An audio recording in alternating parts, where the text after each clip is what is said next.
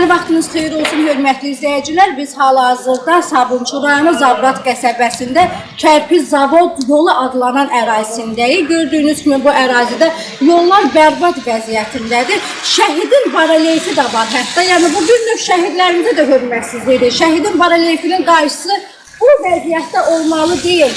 Nəqliyyat vasitələri, hətta gediş-gəlişlərimiz üçün böyük bir məsuliyyətlər yaranır. Və burada yaşayan sakinlər, yəni görürsünüz ki, necə getsinlər, necə gəlsinlər, maraqlıdır. Aidiyyatı qurumlar hara baxır, xahiş edirəm, aidiyyatı qurumlar nəzərə alsın.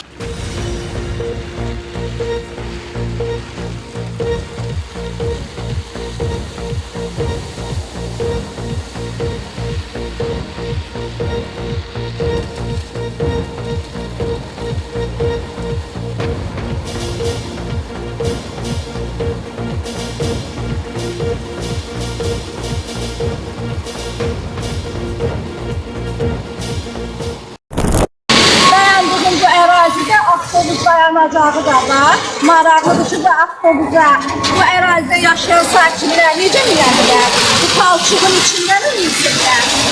Hər həftə gəlirlər, çəkirsiniz. Bəli. Çox sağ olun. Birinci dəfə də çəkirik. Yox, siz birinci. Keçən həftə də gəlmişdilər. Gələnlər var da görürük. Buyurun, siz müraciətinizi eləyin. Yəni deyirəm ki, icra hakimiyyət, bələdiyyə gəlsinlər, onlara bu sualı verin, qoy onlar sizə cavab versin. Bizə heç nə, düzələcək. İndi hansı... Neçə müddətdir bu vəziyyətdə yaşayırsınız? Ben özüm Nərimanovda yaşamışam, 9 ildir bura köçmüşəm.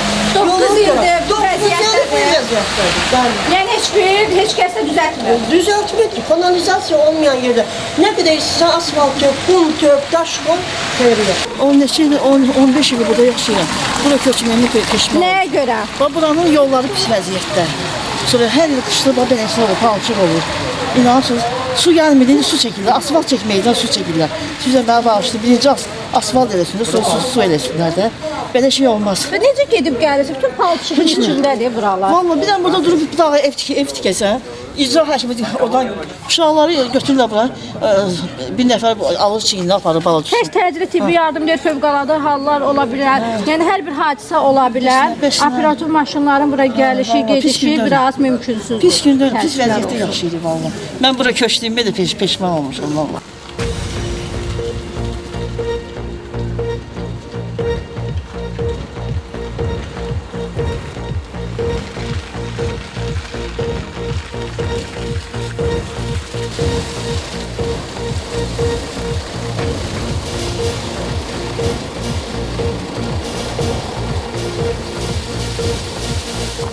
Onu da vurgulamaq istəyirəm ki, hal-hazırda gün ərzində yağış yağmayır. Yəni, gör yağış yağsa necə bərbad vəziyyətə düşər.